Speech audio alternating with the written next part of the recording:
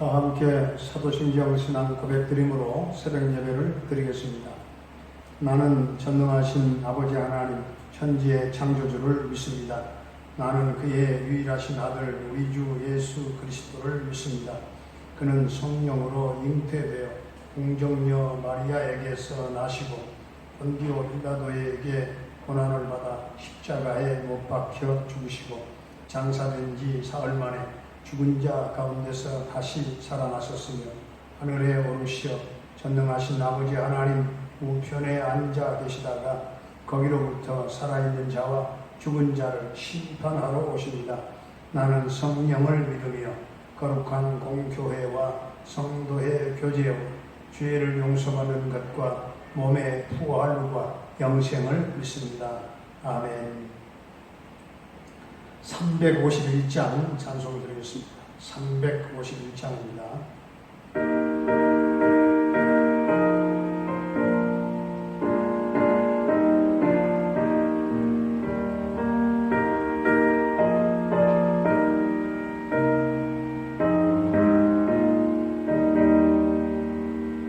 믿는 사람들은 주의 은사이 앞서 가신 주를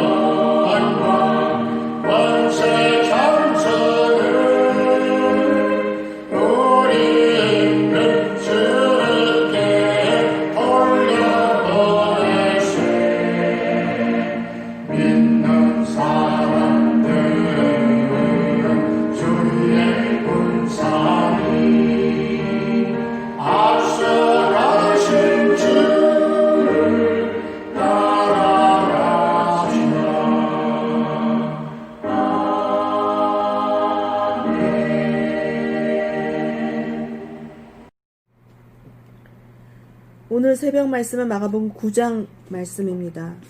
또 그들에게 이르시되 내가 진실로 너희에게 이르노니 여기 서 있는 사람 중에는 죽기 전에 하나님의 나라가 권능으로 임하는 것을 볼 자들도 있느니라 하시니라.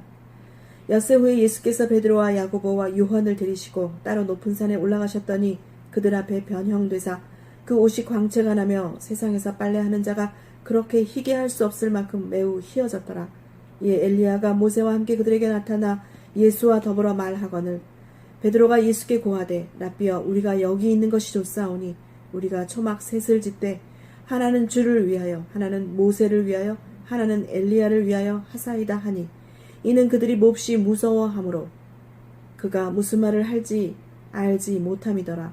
마침 구름이 와서 그들을 덮으며 구름 속에서 소리가 나되 이는 내 사랑하는 아들이니 너희는 그의 말을 들으라 하는지라.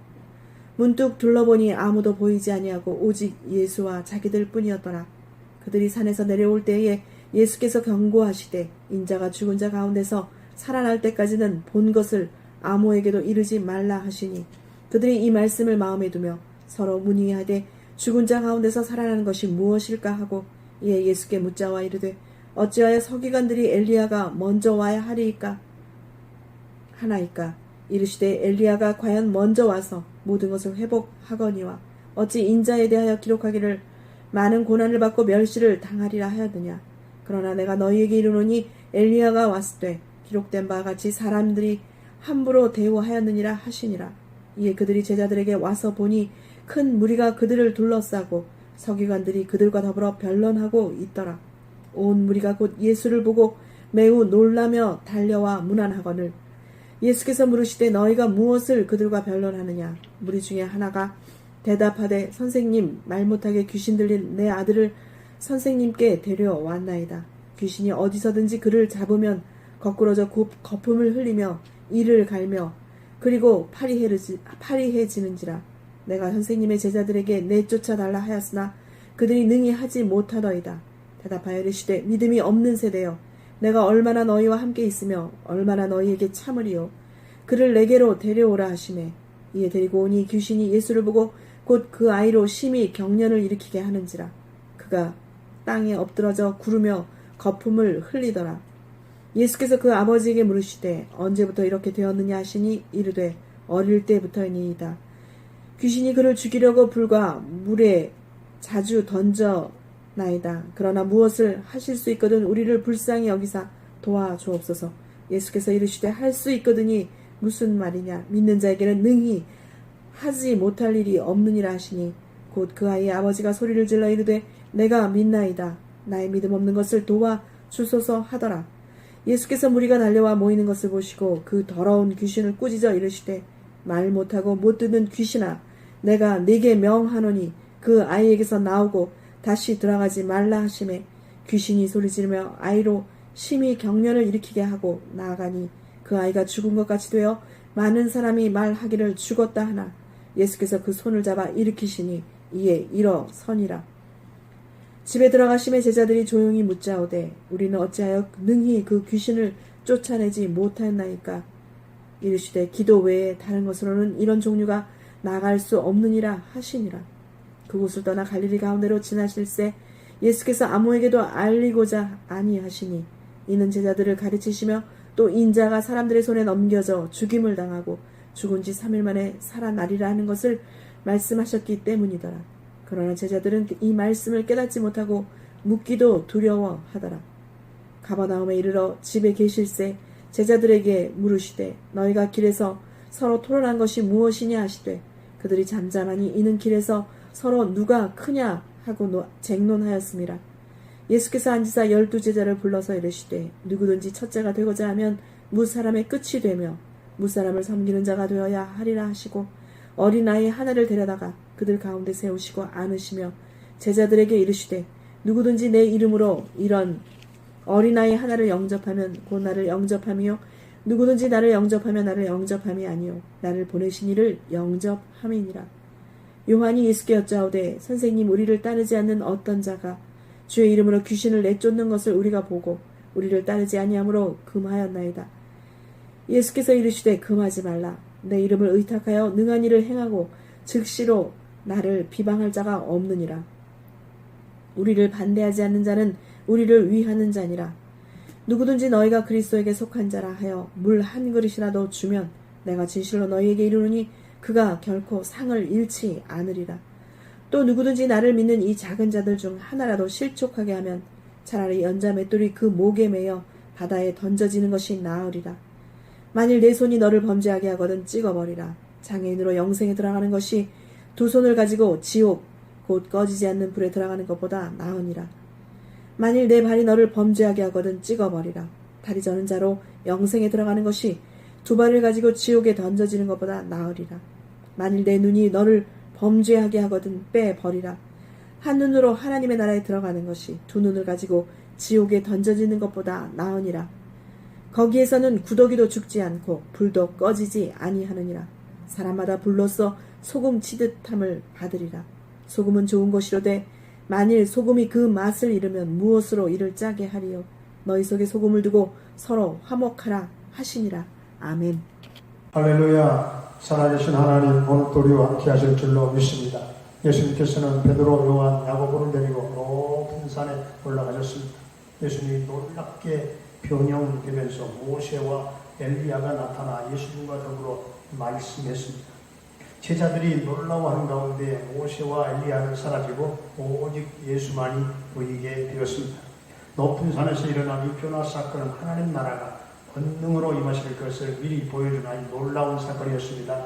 산에서 내려오시면서 예수님은 제자들에게 부활을 예고하셨지요. 부활하신 예수님은 지금도 왕권을 가지시고 하나님 나라를 권능으로 다스리고 계십니다. 산 안에는 문제투성이로 가득 차 있었습니다. 병아리 귀신 들려 간질로 심한 고생을 하는 아들을 가진 아버지가 제자들에게 와서 고쳐달라 했지요. 예수님은 아이를 고쳐주기 전에 아버지에게 믿음만이 열쇠다 하는 사실을 깨닫게 해주셨습니다. 아버지가 예수님 앞에 처음 나왔을 때는 아이의 질병에 대해서 도와주셔서 그렇게 했지만 나중에는 자기의 믿음 없는 것을 도와주셔서 이 간구의 제목이 바뀌는 것을 볼 수 있습니다. 결국 질병이 문제가 아니라 믿음이 문제라는 사실입니다.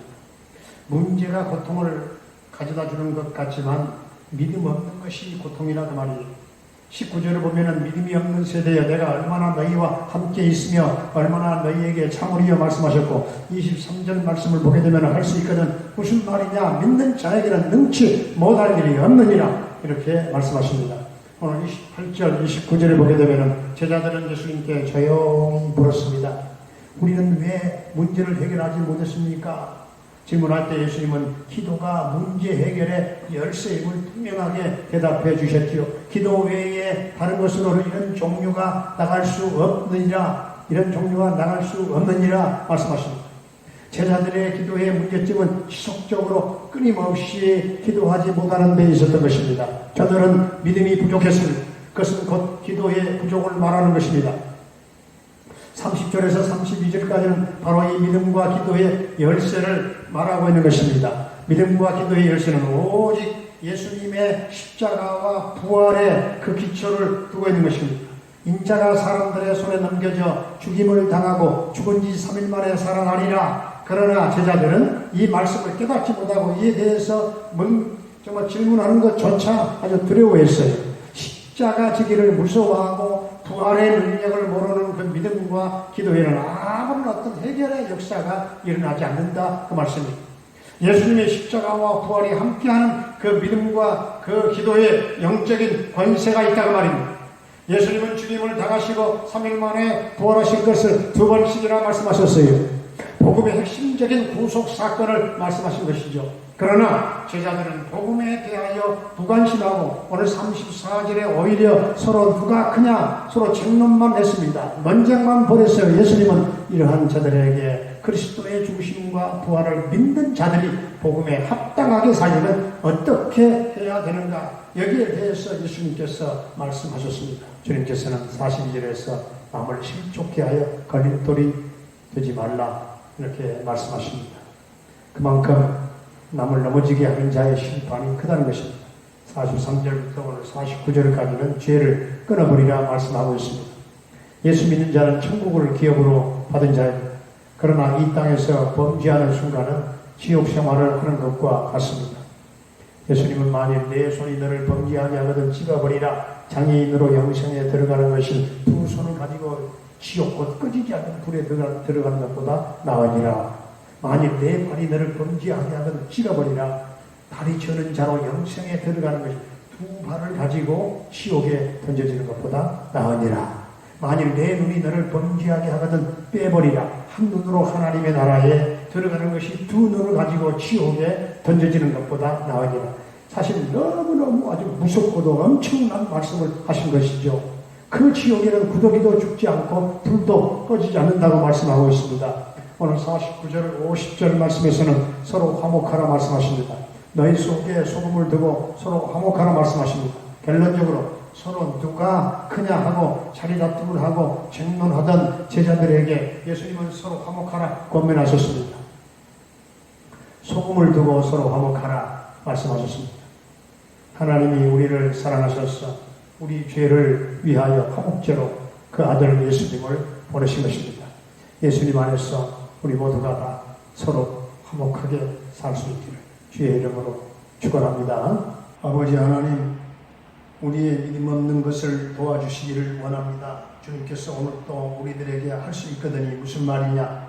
믿는 자들에게는 능히 하지 못할 일이 없느니라. 믿음 없음을 책망받지 않게 하시고 기도 외에는 다른 것으로 이런 종류가 나갈 수 없다고 말씀하셨사오니 오직 기도의 분량이 채워지게 하시고 기도로 문제가 해결되게 하시고 십자가와 부활의 신앙을 가지고 믿음과 기도의 역사를 보게 되기를 원합니다.